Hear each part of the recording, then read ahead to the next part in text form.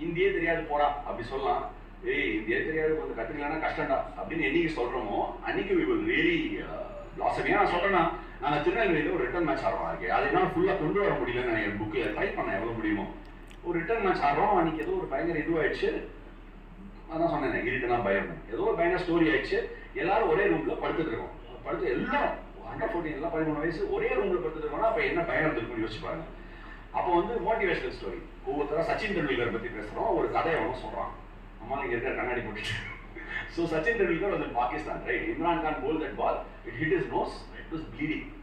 So இந்த point வரைக்கும் ஆயிடுச்சு. கதை யாரோ தந்து வெறியா சொல்லிட்டு இருக்காங்க. அப்போ வந்து